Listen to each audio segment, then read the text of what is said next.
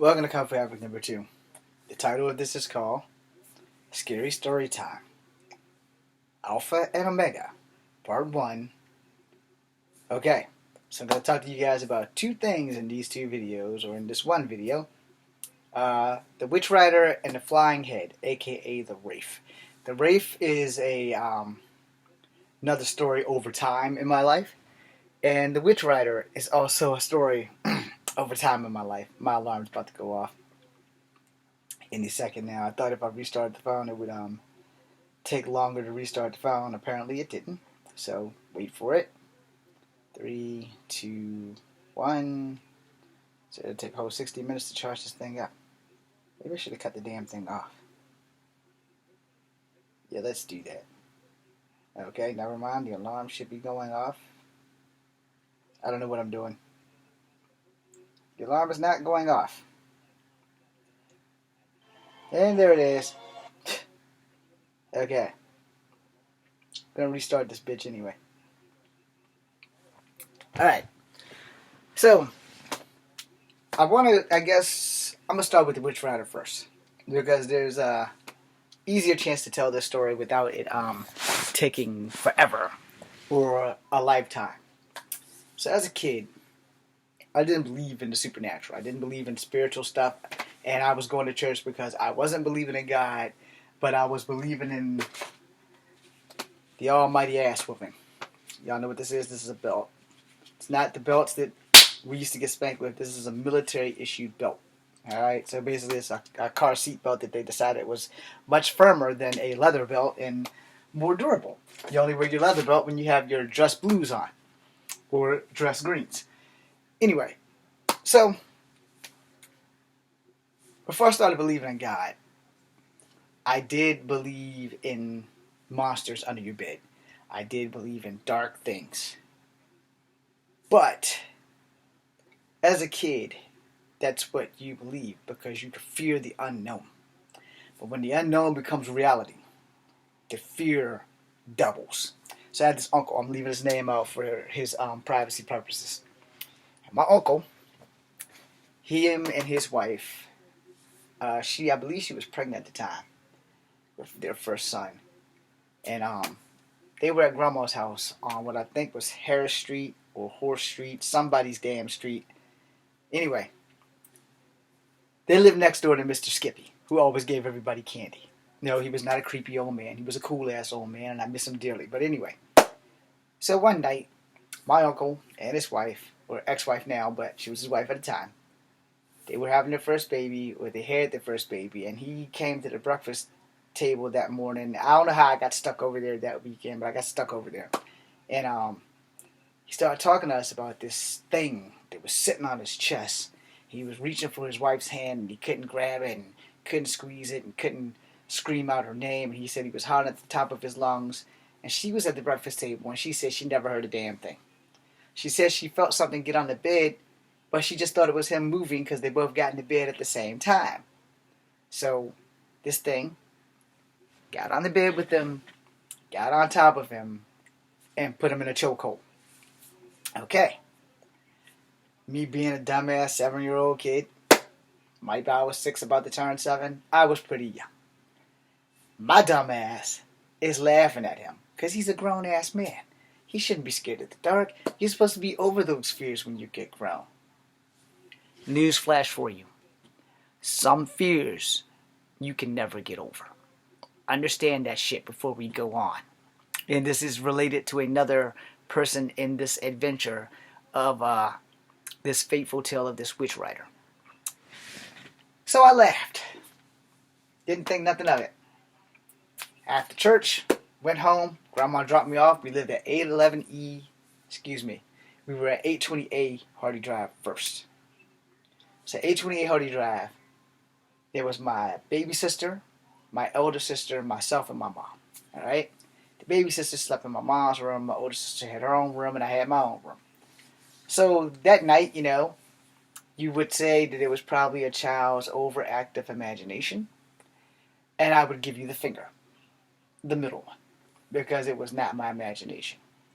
It would later grow on to never be my imagination ever the hell again. So 7 years old. I know I'm in that room by myself. I have like a gigantic ass bed. I don't know why my mom. Oh yeah, I do. Because in the late 70s, early 80s, bunk beds were a thing that only rich people could afford. We had hand-me-down beds, which is why I had like a king size or a queen size bed. My bed was as big as my big sister's bed. Baby sister ain't had no bed. She had a bassinet. Anyway, I'm in my room, sleeping, and the projects, we all believed that the projects were haunted. But every time, like, cars would drive through, our lights, the windows from the lights or whatever, you would always see shapes and shit falling from the sky in our room. We would later find out that was probably asbestos. But anyway, so I'm in the bed asleep. I have no idea what time it is. But I heard something. I had my toys all over the floor. I have gotten my ass beat for that before. But I heard something. And, as a kid, you always think that if you put the head under the cover, you were safe. No, you are not. Anyway, I felt something sit on the bed, and I was in the middle of the bed. I felt something move on the bed. I felt something crawl on the bed. And then, like a fish on a hook, and you snag it, that's how fast that damn thing was on me. And it was choking the shit out of me. Now, I'm a 7-year-old kid.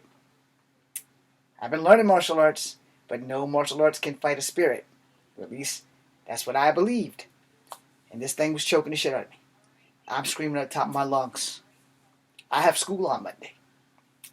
This thing doesn't give a shit, as it's choking the fuck out of me with a death grip. My mom and my baby sister can't hear me. It's not like she can do anything. She's in diapers. My older sister's all the way down the hall. She can't hear me either. And this thing is choking the shit out of me. I think this went on for probably about an hour. And then it just let go of me. And it disappeared.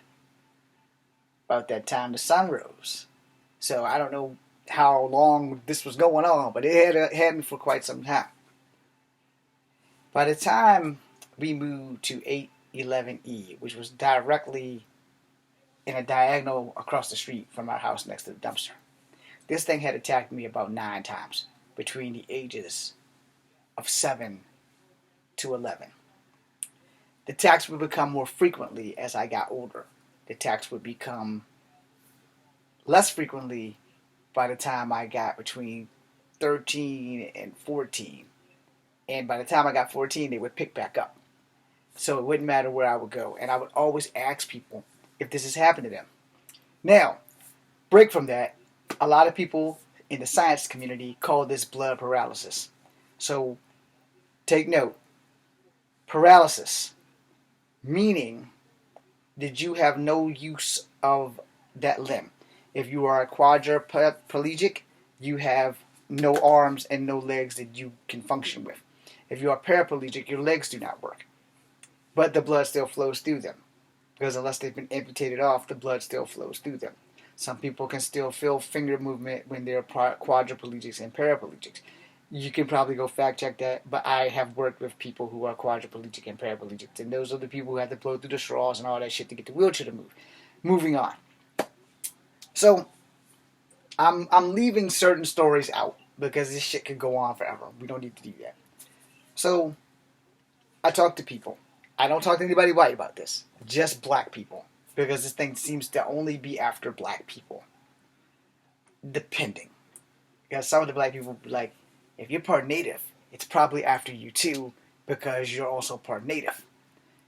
By this time, I'm knowing my culture. So, when I talk to people, they're like, well, you're part native, you probably want to do some research on that. And, never got the chance to do that with anybody native. So just stay with black community on that. And it's like, oh, it's the witch rider, the witch rider, the witch rider. If you lay on your back, that's when it gets you. So, sleep on your side or your stomach. Newsflash. If you sleep on your side or your stomach, it still gets you.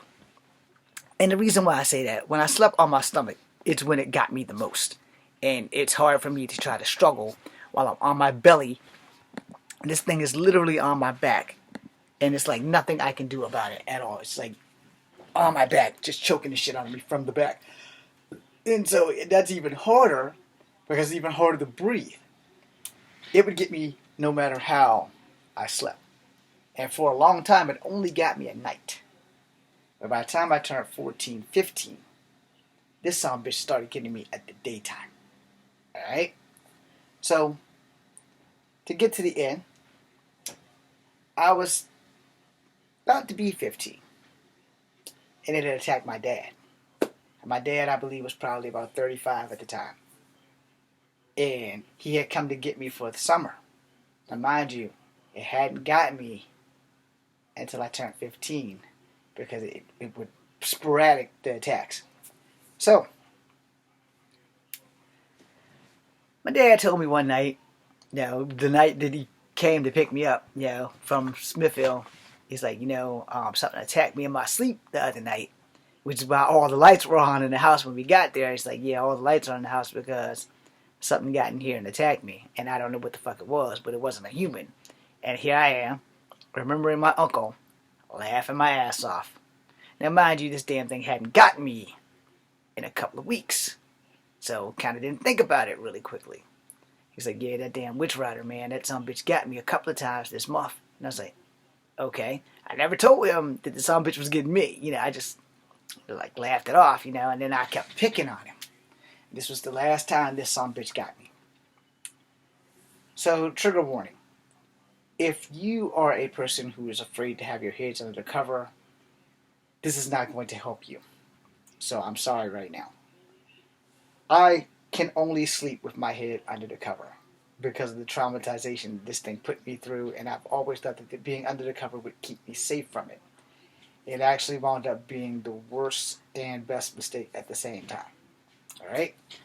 So, my 15th birthday went past, and one morning, I decided that my dad's going to go to work early. I'm going to make sure I get up so I can stay up. That shit didn't happen. What happened was, my dad woke me up at 5 o'clock in the morning so he can go to work by 5:30, 6 o'clock. And he rode his bike to work because he didn't want to waste gas because his office was down the street. He worked for the city of Smithfield at the time, which means he was like city maintenance. So, I locked the door, and his door wasn't like this door. It was like a 30s door, so you had that big square block and that little click thingy that you have to lock with both thumbs when you're a kid. And he had a deadbolt and 2 latch locks. Now, he made me do this to the back door and the front door. So whatever was in the house was in the house, and I was locked in there with the son of a bitch. It's 5:30, he goes out. Now, I remember I kept laughing about it, and I kept bringing that shit back up. So I thought my dad was playing a joke on me. Now, the night before, this is important. This is the most important part of the story. The night before, I watched 2 TV shows. One of them was a movie, Lethal Weapon 2, where Mel Gibson pulls Danny Glover off the toilet as it explodes. There's a very important scene in there where he says, I'm going to count to 3. I'm going to pull you off the toilet because it was a toilet bomb. The second one was Magnum P.I. So before I go any further, let me give an all-out thank you to Mel Gibson, Danny Glover, and Thomas Magnum, the OG, Tom Selleck. Those 2 shows are important because those were the last 2 things I watched before I woke up and took my dad and let him out of the house and locked him out of the house. Also, you should know that our windows were covered in plastic because my dad only had 1 air conditioning. So he nailed all the windows shut and covered them in plastic on the inside and the outside of the plastic around the air conditioning so it doesn't catch the place on fire. That's the only window that didn't have any plastic on it. All the other windows were sealed with plastic so that you can keep the house cool. So, he left the air conditioner on. I locked them out, sleep on my side with my cover. Very big blanket on top of me. Might have been a sheet. Either way, it was on top of me. And so I'm sleeping on my side. And I think it was just about time for Bionic 6 to come on. I never heard the Bionic 6 come on because I was out. Luckily, the Bionic 6 wasn't coming on until an hour later. However, I'm laying in my bed, and this thing gets me this way. And I could feel it. It only had one hand on me as it mounted onto the bed and grabbed me. The other hand grabbed my back, and I was sleeping like this on my side. This hand couldn't move, and this hand could barely move, just enough to grab the cover. And this thing's got me. I'm pinned down, and it's starting to choke me because his hand went from down here to the back side of my neck, and the grip got on me. And I mean, it was like the strongest it has ever been. In all the attacks, this was the strongest attack. I'm laying in the bed, it's choking the shit out of me. I got my hand around this blanket. Now remember those TV shows and that movie. In the movie, it started playing in my head. Mel Gibson tells Danny Glover, I'm going to count to 3. And he skipped 2. And in that movie, Danny Glover says, what happened to 2? I skipped it. Now in Magnum P.I. was lost at sea. And there was a shark coming. And he said, I'm going to count to 3 and you're going to disappear. 3 is a very important number to me because of this reason. So, this thing is choking me. And I'm scared. It's not. But it will be. So as it's choking me, I'm playing this shit in my head. What did Magnum P.I. do? What did Riggs do? They counted to 3, skipped 2, and fucked this thing up. And so I'm telling it while it's choking me, I'm going to count to 3. And I'm going to fuck you up. Now mind you, I'm 15, so I've been cussing since I was like 7. So that's nothing unusual for me. And I said, 1, 3! And I wrapped the blanket around me and this thing. And I was trying to grab it. And I touched it. When I finally got the cover off of me, there was nothing there. Now, most people should be in shock. I don't think I was in shock. I think I was just pissed off. And so I'm looking, I'm feeling all over the cover. I got my flashlight, I'm looking under the bed. I'm like, okay, this clearly isn't my dad because I clearly locked his ass out the house and he couldn't get in because I also locked the storm door, which I left off on purpose to make sure that you understand. My dad has 3 doors to his house. The back porch has a screen door as well. We locked that one before we locked the deadbolts on the back door because he had to show me how to do that. I already knew how to do the front door. So when I was outside, I gave him a hug and a kiss. He jumped on his bike, he rode down the road. I hooked the storm door. Screen door for those who aren't country. I went in the house, 2 latches, deadbolt, both thumbs, clicked that lock. There was no way in hell my dad could get back in the house. Now, the most important part. That damn thing ain't never came back after me because I touched it. And if I can touch it, you can touch it. And I have dedicated my life to proving that this damn thing exists. So one way or another, before I leave this world, I'm going to prove that the Wish Rider exists. And y'all can think I'm crazy all you want. But I know that shit happened. My dad knows that shit happened. My uncle damn sure knows that shit happened. Because I guess it relieved itself of him and started coming after me. And I've been after this sumbitch since I was 15 years old. Because I learned the one thing that most people don't know. If the spirit can touch you, you can touch it. I also am a strong believer that I am the king of the impossible. And that should have proved it right there. However, I've taken up 20 minutes of your time. So the next 20 minutes, I'm going to talk about the floating head, aka the Wraith. Now, I have you know, the first time the Wraith appeared, I was between 11 and 12. Alright? But it has appeared more since then. Okay? Now, that's a door. So I'm going to use this book as the door to my room. Watch what my head does, because this is what happens. You know what? I forgot to play the 2 videos. That's why you guys have no idea where I am, right? Yeah, I'm sorry about that. I will play them at the end. So, from my TikTok. So, this is the room door.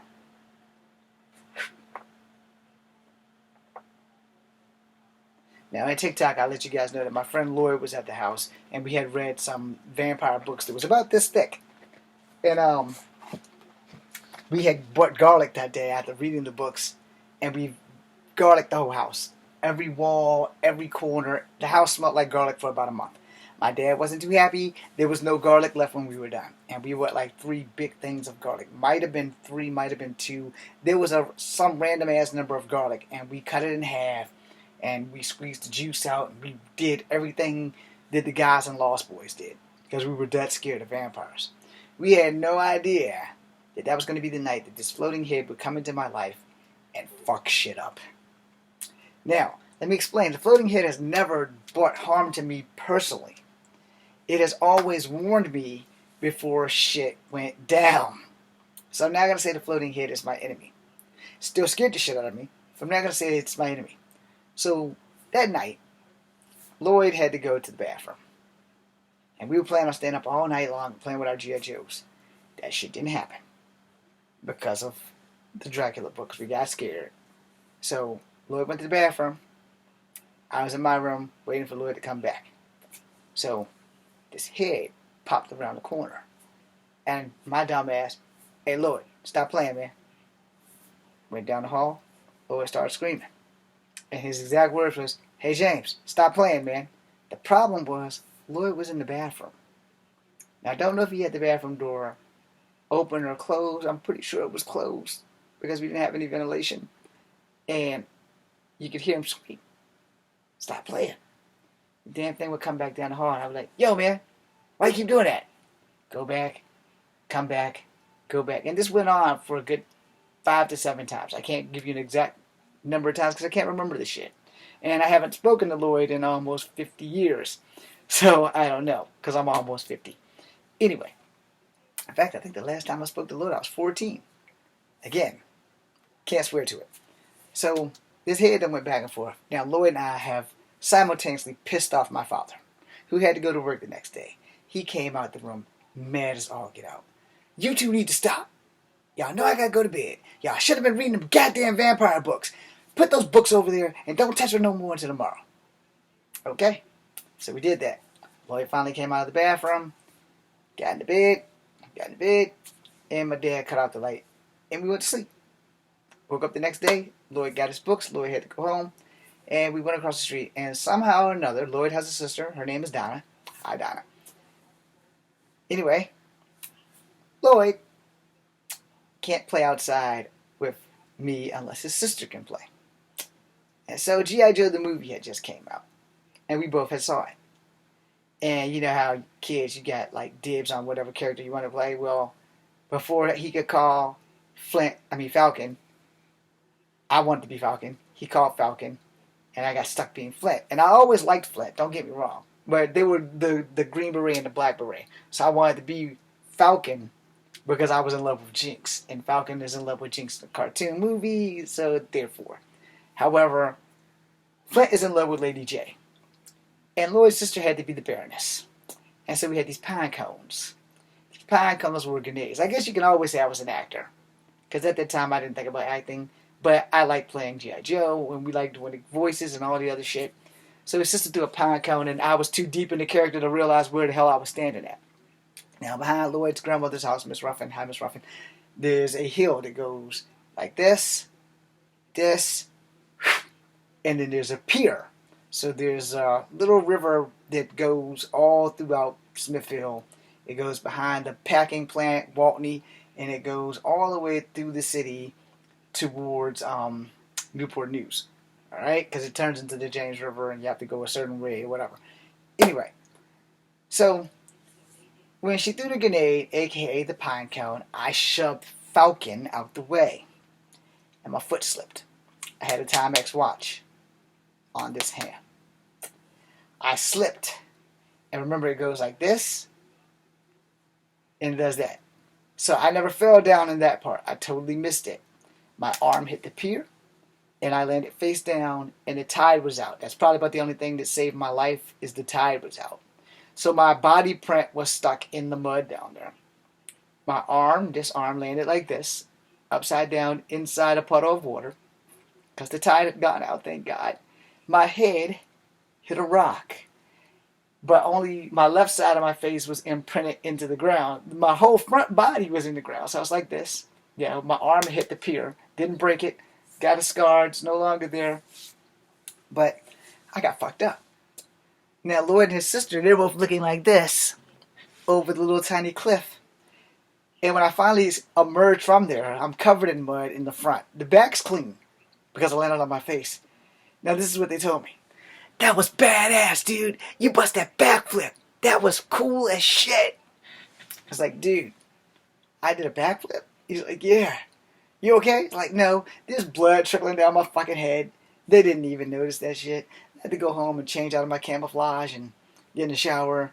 I took my watch. It worked for like a week or two after that, and then it died. We replaced it with the battery. It just kept dying, so that was that. That Timex took a licking and kept on ticking. So as time would go on, I wouldn't be going back to Smithfield anymore, and things had happened. We kind of grew up. I hope Lloyd got to live his life and become a zoologist because that was his dream, while my dream was to become a cop. I clearly did not make it, but, acting is better, and acting makes me happy. Anyway, so as time went on, I was working at Kegler's. 2 incidences happened at Kegler's, and each time I didn't really pay this damn thing any mind. The first incident that happened at Kegler's was I almost cut off my thumb. Because somebody didn't stack the glasses wrong, and if you work in food service, if you break a glass, they take that shit out of your check. So, more than a few incidences, but the hit had nothing to do with it. The hit only had this incident. Okay? So, first there was mice running in and out of the building. I don't like mice. I'm not afraid of them. I just don't like them. I'm more afraid of a dead right mouse than a living one. I don't know why. I haven't figured that out. Some kind of trauma, I guess. But anyway, I would see the mouse, and I would see the head. So the head was letting me know that there's a mouse in there. Now, and I would complain to the bosses about the mouse. Like, there's no mouse. You don't see the mouse. I'm like, okay, I don't see the mouse. But then, one night, this fucking head kept showing up. Now, mind you, it showed up before that, like lots of times too, but this time it was different. And it would show up and it would stay, and I would look and it would dodge back into the corner. Now, before that, I spoke to one of my friends about this shit. He's like, why don't you try communicating with it?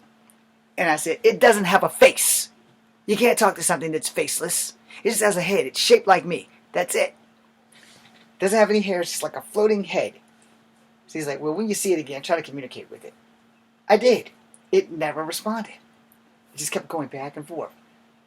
So Saturday, came back. And someone didn't set the glass right. The glass fell. I went to catch it. Cut every tenet in my thumb because the glass broke in my hand. Had to go to the emergency room. A very pretty young white lady took me to the emergency room.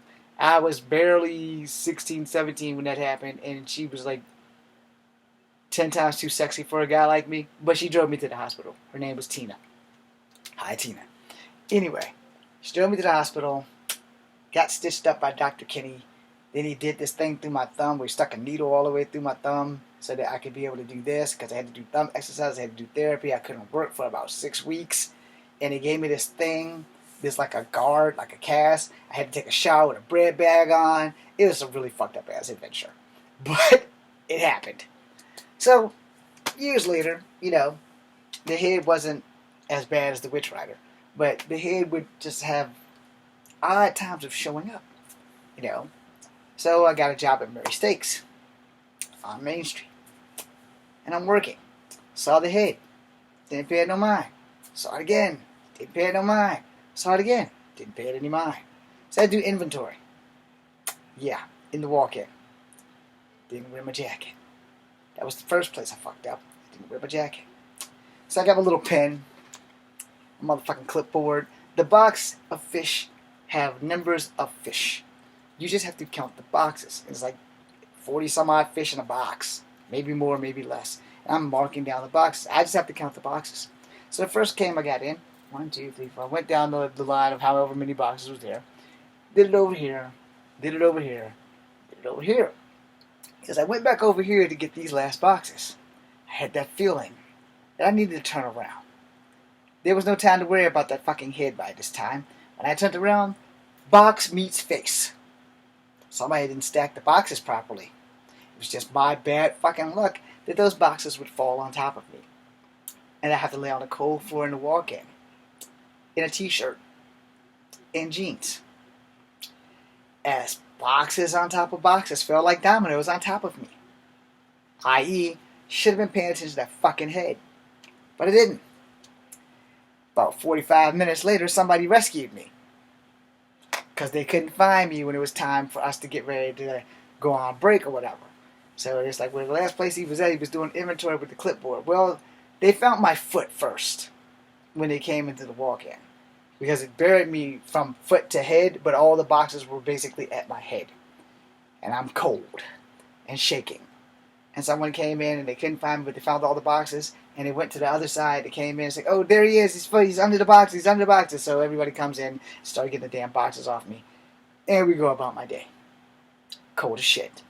I didn't have to finish inventory. I lost the pen. I don't know where it went to, but I gave them the clipboard because I was still apparently hanging on to that for dear life. So, a couple of weeks go by. I see the fucking head. I don't pay attention to the fucking head. Well, same job. Almost cut off my fucking middle finger. Same shit with my tendons. So I'm like, oh, fan-fucking-tastic. So it takes forever for me to go to prompt care. Mind you, I've lost like about a pot of blood because the district manager happened to be there that day. And they totally banned me from using shop objects at all on the job after that. Not too long after that, Mary Stace closed down in Charlottesville. I think they opened up in Richmond because they had like a couple of main offices all around Virginia, but Richmond was like one of the main offices. Because that's where the big district manager came by. She was an evil, tiny little woman and of color. So those who didn't want to get transferred to Richmond because we couldn't afford to just pack our shit and move got new jobs. Mistake went down, and that was it. It is now a temp job agency at that building. But anyway, that being said, the floating head has served me as a warning. 3 times it warned me, and I got severely fucked up. So, I will let you know one thing for sure. The spiritual world is not something that you should fuck with. Period. Now I'm going to find these TikToks, and I'm going to show you what I was supposed to show you at the beginning. But my dumb ass totally forgot. Because I was just unaware that I had said that I was going to be doing that. And totally fucking forgot. Yeah, so that's on me. So I apologize to you guys for that. So, let's see. Is that it? Yes, it is. Echo Fan Great Wolf here. So, one of my friends asked me why I was on somebody else's live. So, I'm going to explain that to her and all of y'all. Okay, so, for a lot of people, the spiritual realm is something that most of us don't want to touch. Alright? A lot of people explore the spiritual realm. And a lot of people see things and don't want to admit that they see things because of either skepticism or they're afraid that people are going to call them crazy. Well, I'm not a skeptic. And I might be a little bit crazy. But I'm not afraid to tell my stories of true events. This is not to improve my acting career. Let me say that right off the bat, because I don't think anything can really improve a non-existing acting career. But the truth is always the truth, regardless of whose mouth it comes from. So, I'm going to talk to you about a few things. First, I'm going to talk to you about the Witch Rider. And then I'm going to talk to you about this flying head thing. I'm going to call it the Wraith because I'm not sure, but it basically had my head shape, but not my face. So if you want to Google what a Wraith is, or if you want to know what the Witch Rider is, you're going to have to listen to me. On the Witch Rider, it is not blood paralysis. The Wraith is a little bit harder to explain, other than watching the movie The Wraith, which is still not exactly accurate towards what it is. It's kind of like a banshee. If you're Irish, you know what the screaming of the banshee means. Well, Wraith is kind of like that. If a person sees a Wraith, 9 times out of 10, it's generally their own Wraith, and they're probably going to die or get hurt. In my case, I got hurt almost every time that I've seen this thing. So I have stories. I may do 3 videos here and take it to my YouTube channel of Kung Fu Havoc number 2. Because that way I can do one entire video if I haven't done it already. And then you guys can find it, I'll type the Kung Fu Havoc 2 thing in the link in both. Because like I said, 3 minutes is not enough time to give you guys the complete story. So I think that's what I'll do for tonight. After I get in the shower, I'll do the entire thing. I'll post both of these videos on my YouTube channel and then go into it. See where I went wrong there? Okay. So, we're going to go with the Witch Rider first. And we're going to start that in the second video because that blue line is going to stop. And I took too long going into detail. And again, 3 minutes, y'all. 3 minutes, really. You have no time to explain shit in 3 minutes. But FYI, I left the link off. So I think this is part 2. Okay, so both stories are actually going to be kind of long. So let me give you a little background story of supernatural stuff. Now, if you watch the show Supernatural, I will be the first to tell you some of the things that they have done on that show is on point. So don't think that they're like just making stuff up. Some of that stuff is actually on point. Now, I don't recall them ever doing the Witch Rider. They may have did some Wraiths, but I can't swear to it. But I will tell you, my episodes of stuff in life, I've had a witness for at least one. No one has seen me be choked by the Witch Rider. I had a friend, his name is Lloyd. I'm leaving the last name off. He was with me the very first time that the floating head thing happened. Much love to you, Lloyd. So, we had been reading vampire books. So, before you think that we scared ourselves to pieces, we did not. Hold on 1 second. I gotta take the damn dogs out. Okay, so I took the dogs out. I'm gonna be putting shampoo in my hair before I go get in the shower. So, alright. Lloyd was at our house, at my dad's house in Smithville, across from his grandmother's house. And we did read some vampire books, and we did scare ourselves. But we garlicked the fuck out of the house. My dad was pissed off. Our house smelled like garlic for about a month. We literally garlicked every doorway. Told another story. The relevance of that is, this was the first time the floating head came into my life. So this floating head thing that we're going to call the Wraith, it would pop its head around the corner. And I saw it and I was like, okay, Lloyd, stop playing. And then it would go to the bathroom where Lloyd was at and go through the door. And he screamed. It came back and I screamed. It went back to him and he screamed. And then I screamed. This went on for about 3 to 5 times.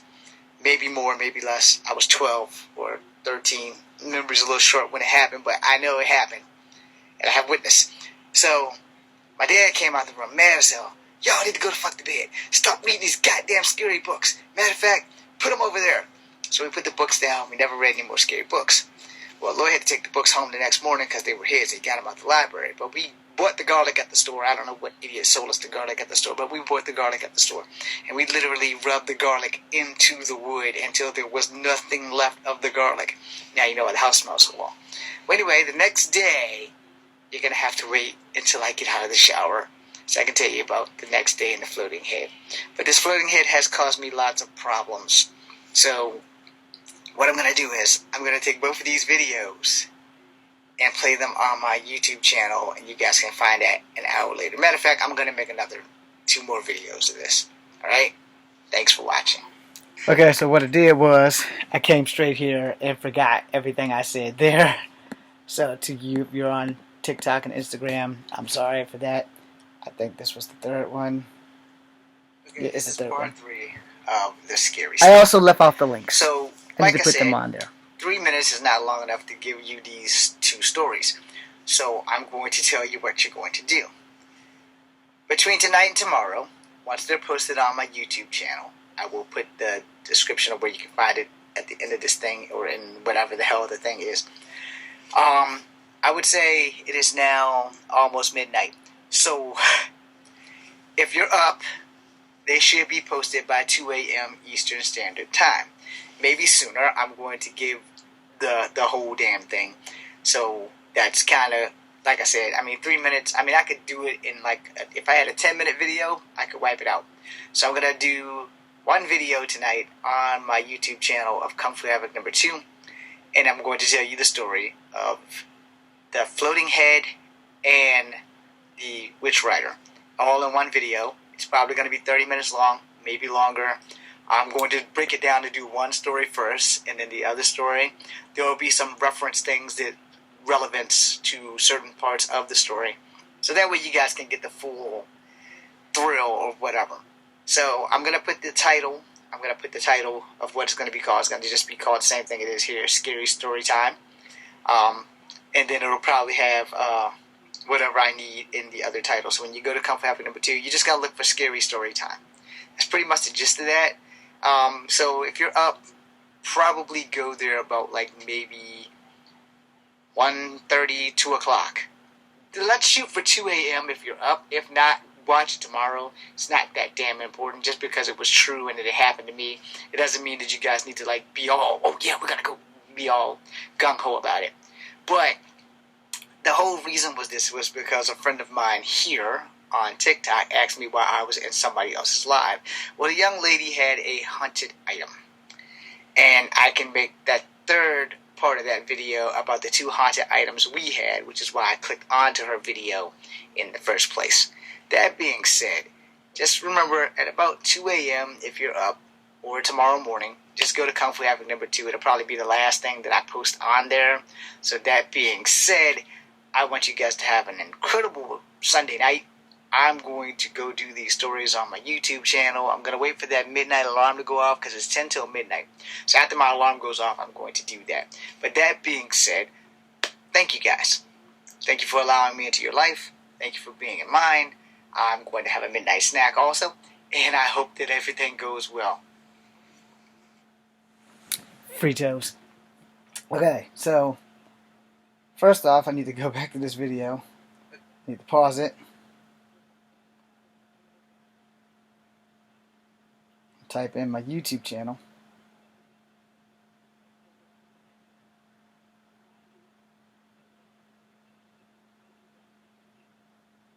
Okay, so that closed that. Okay, so my next video will be a lot less than this 45-minute one. I hope you guys enjoyed it. Just understand it. The spiritual realm is not something that you should ever play with, especially if you're not trained in any kind of protection or any of that shit. So I'm going to end this video now, and I'm going to start the other video about the haunted items that we had as a child. So hopefully you guys will understand where I'm coming from. Comfort Havoc number 2. I'm Echo Fan Grey Wolf. Be seeing you.